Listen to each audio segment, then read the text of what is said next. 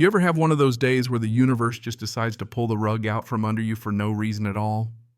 Yeah, that was me just minding my own business, pulling into my own driveway, happy as a clam because I'd finally found the brand of coffee that's always sold out. Little victories. I grabbed the bag with the cold stuff first, thinking about nothing more than putting groceries away and having myself a peaceful afternoon. And then, like a tornado in a pantsuit, she appears. No joke, this lady comes at me with a voice so sharp it could slice steel. I'd think your landlord would have higher standards than to let one of you people drive a car leaking oil all over the concrete. And I swear I just froze milk in one hand, yogurt in the other, brain rebooting like a dial-up modem. I turn around, and there she is, my new next-door neighbor. I hadn't even introduced myself yet. I didn't need to. She was always out front giving her hedges a military haircut or shooting death glares at squirrels. This time she's standing on the property line, arms folded so tight I'm pretty sure she's holding her anger in with pure muscle. Excuse me, I manage. 'Cause honestly, what else can you say to that? I look down at my driveway, which is cleaner than a hospital floor except for a couple of ancient stains from before I bought the place. There's no oil, I say, trying not to sound rattled. She lets out this ugly little scoff like I'm the one who doesn't get it. Don't play dumb with me. I can see the rainbow sheen from here. It's a clear violation. You're degrading the neighborhood's aesthetic property values carelessness. She's going off like she's hosting a TED Talk on imaginary crimes. I literally walk over, look at the spot she's pointing at. Nothing. Nada. It's just concrete. I try to stay calm, but now she's rambling about people like me moving in and not understanding the rules, and somehow now her kids are involved watching me, apparently learning how to be negligent. For the record, I don't even have kids. I start to realize this isn't about oil stains. This is about me. That kind of ugly that doesn't even try to hide behind fake politeness. So I do what any sane person would. I try to end the conversation. Look, I gotta put my groceries away. Have a nice day. I figure she'll stomp back to her roses. But oh, I couldn't have been more wrong. She crosses her arms and drops her voice. You're not going anywhere. I've called my lawyer. He's on his way. My lawyer. Over a fake oil stain.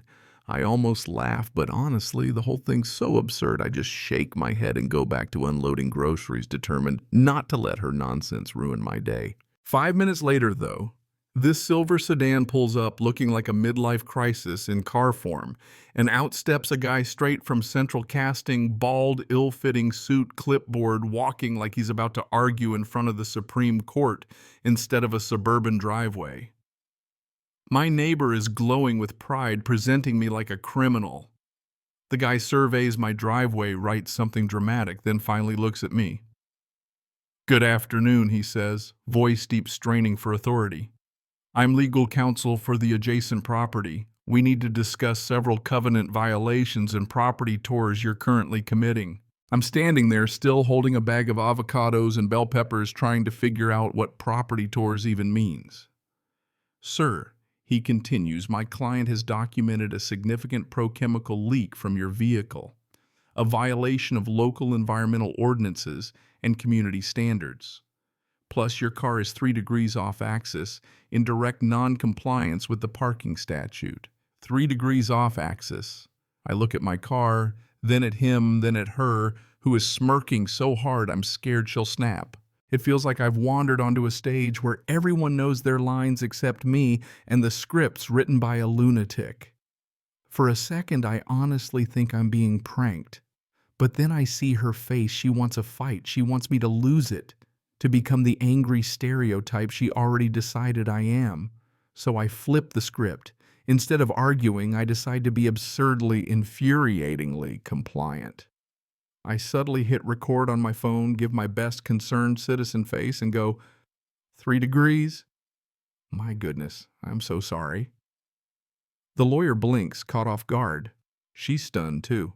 I make a big show of reparking my car, craning my neck, inching back and forth like it's a driver's test, finally getting out and asking, is that better? The lawyer circles my car like it's a crime scene. Marked improvement, but we'll be monitoring the situation. Oh, joy. You'd think it ends there. Nope. As I reach for my groceries, he clears his throat, announcing, now we must address your entryway adornment. I blink. He points to my welcome mat, a gift from my sister, bright blue with "Hope you brought tacos" on it. Apparently this is in gross violation of Section C, Paragraph 4, banning whimsical representations. I almost laugh in his face, but I keep the act up. Oh my goodness, I had no idea. Thank you. I pick up the mat, toss it inside, and ask if that's sufficient. For now he intones, but a full inspection will follow. I start to see curtains twitch next door, my sweet elderly neighbor watching worried. Across the street, the block's nosiest man is pretending to water his hydrangeas, not even hiding that he's eavesdropping. The lawyer puffed up by the attention points at one of my bushes. That shrubbery is a non-native invasive species, must be removed per the horticultural mandates. I stare. It's a boxwood. Everyone has these, even Ms. HOA next door. She puffs up, mine are genetically superior. Yours is feral. Feral. My shrub. I almost lose it, but decide to double down. What do you suggest I do? The lawyer's eyes light up. Remove it immediately or face punitive damages. He throws out a bunch of nonsense Latin like ad column. I actually know that one. It's about property rights from the earth to the sky, not shrubs. When I ask for details, he's suddenly nervous, making up stuff about vertical integrity. I'm dying inside, but I play along knowing my phone is catching every second. Then he critiques my walk. No joke. He accuses me of erratic ambulation, not following predictable linear paths across my own lawn, setting a bad example. At this point, I'm part horrified, part impressed at the sheer creativity of the harassment. But hey, I march up and down my walkway like a robot, arms pinned face blank, just to show them I can. He approves, but I can tell he hates it. Finally, they leave her with a final glare him with a flourish of his clipboard. As soon as they're gone, the air shifts and I let out a shaky laugh. My elderly neighbor meets me at the fence, asks if I'm all right. Turns out this isn't her first rodeo. My neighbor's been pulling this act on families for years, running them off with her lawyer. I realize this is a pattern. She's a serial bully, and Chip the lawyer is her cousin, a community theater actor, not even remotely a real attorney. Now I'm mad, but I'm focused. I document everything: videos, fake letters. The one he gives me literally threatens to have me prostituted to the fullest extent of the law. Yeah, that happened every insane encounter. I dig up info on Chip, find his headshot from a local theater troupe and the burner phone he uses for Legal Services LLC, which doesn't even exist. It's all a performance badly written and now badly exposed. I don't just call the police. I want real justice. I find myself a shark of a lawyer, one who specializes in civil rights harassment, the whole 9 yards. I lay out the evidence. He grins, tells me we've got them. Our plan: let them dig their hole deeper, collect more evidence, then hit them with both barrels, civil and criminal. It all comes to a head when, sure enough, they try to serve me a fake lien for 50 grand over my bush, my welcome mat, and my black mulch midnight glass mulch, because apparently darkness offends them. This time my lawyer is waiting, watching from the curb. He steps in, demolishes Chip's legal posturing with 2 sentences, lays out the mountain of evidence, and makes it very clear this is going to court and real criminal charges are coming. Chip turns pale and flees. The queen bee is left alone for the first time, speechless. The fallout is brutal. My neighbors find out about the lawsuit about Chip's theater hobby and her pattern of harassment. She's shunned by the community, forced to hire a real lawyer buried under legal bills. Chip gets arrested for impersonating a lawyer. His mugshot and story make local news, and his theater days are over.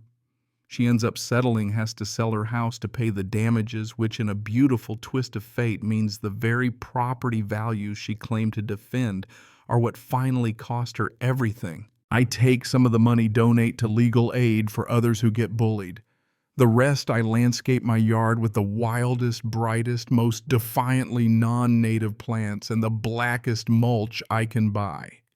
My new neighbors are kind, their kids run around the yard, and my taco mat is right back where it belongs. Funny how it all started over groceries, huh? Some people will go to any length to control what they don't understand, but the only thing I care about now is that the sun is shining. My home is peaceful, and the only thing on my mind is whether I'll get the ice cream in the freezer before it melts. So let me ask you, if it was you, would you have fought back or just moved out?